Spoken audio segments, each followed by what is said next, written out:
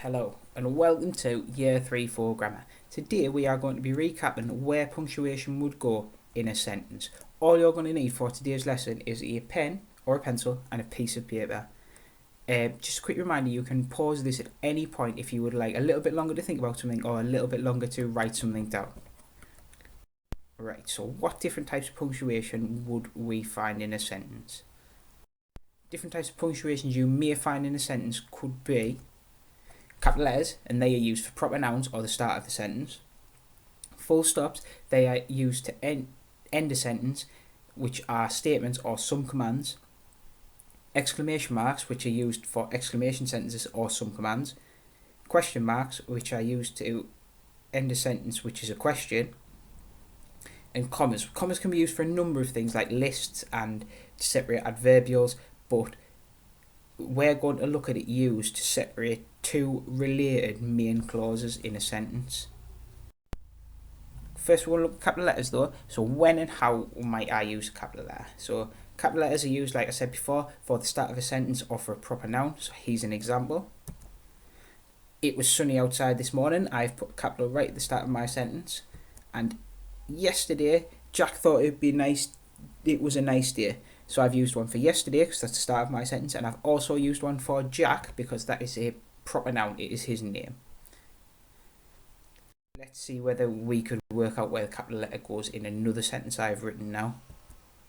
The lion roared as Jack looked into his enclosure. So have a think about where the capital letters might go from what I taught you before. Okay, we'd have a capital letter at the start of the sentence, and then we'd have a capital letter also for Jack because that is a proper noun.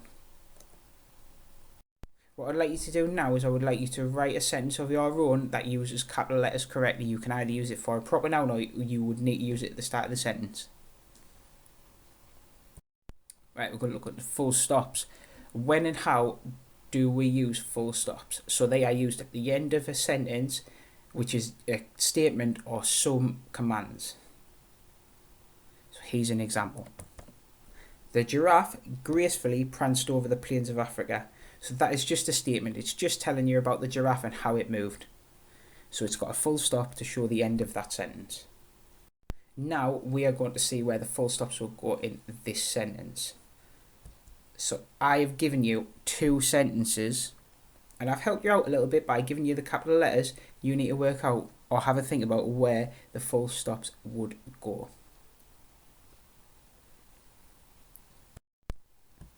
So the full stops, one would go after the word animals because that is the end of our first sentence, and then she didn't want to escape would be our second sentence, and then we'd put a full stop at the end of that one. Okay, what I'd like you to do now is I would like you to try and write two sentences of your own using full stops correctly. Right, next, exclamation marks. When would I use an exclamation mark? So exclamation marks are used at the end of sentences which are exclamations and some commands. So here's an example. What a beautiful day. That is an exclamation sentence, so it has an exclamation mark at the end. We are going to try and work out now where the exclamation mark would go in my sentence. So my sentence is, when the zebra's in the zone, leave him alone. Where would the exclamation mark go? Have a quick think. It will go right at the end of the sentence because it's a command. It's telling you to leave him alone. It's got that imperative verb in there. So it's telling you to do something. So that command is in there, so it needs the exclamation mark at the end. Okay, what I would like you to try and do now is I would like you to try and write a sentence of your own using an exclamation mark. It could be something the zebra says.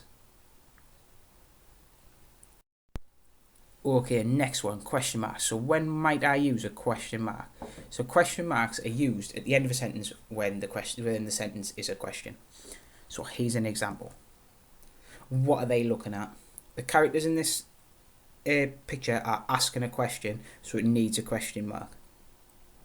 I'm going to give you another example now, and you're going to try and think about where the question mark may go.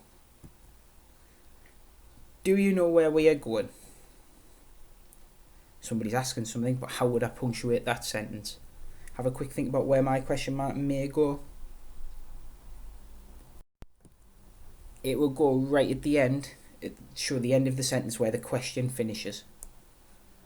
What I would like you to do now is I would like you to try and write a sentence of your own using a question mark. The final piece of punctuation we're going to look at in sentences is commas. So when would I use a comma in a sentence? So I can use them for lists, like I said before. I can use them to show adverbial phrases like frontal adverbials, but we're going to look at it, how it can be used to separate related main clauses within a sentence. Okay, so here's an example. The light was on all of the animals, so they couldn't escape from the zoo.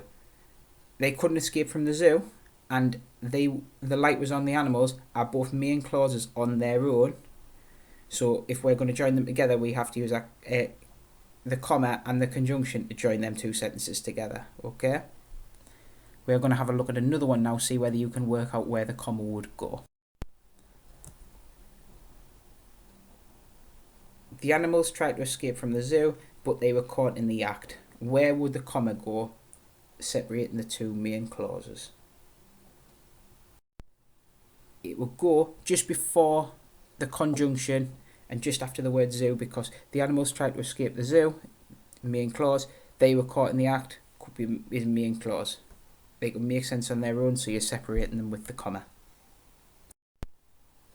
What I would like you to do now is I would like you to try and write a sentence of your own using commas to separate the two main clauses.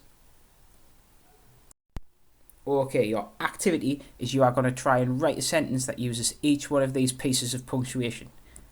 So just a quick reminder, here are your 5 different types of punctuation we have looked at. Try and write a sentence for each. Finally, right, I have written some sentences and I have done a lot of punctuation wrong, or I have missed some punctuation out. So I'll read you the sentences and then you're going to try and correct my punctuation. So the penguins all tried to escape from the zoo because they wanted to see something new. Why did they try to escape? It didn't seem fair for Marty to be left behind. That's not fair, shouted Marty. It was really difficult for the animals to escape as they were so well guarded. Right, so I have put a little underline where the punctuation either needs to be changed or corrected or added. I'd like you to have a go at that now. Right, so the first sentence would need a capital letter at the beginning. Missed that out. The second sentence, it needs a question mark because it's asked something. The third sentence needed a capital letter at the start, also a capital letter for Marty's name, and then it needed a full stop at the end.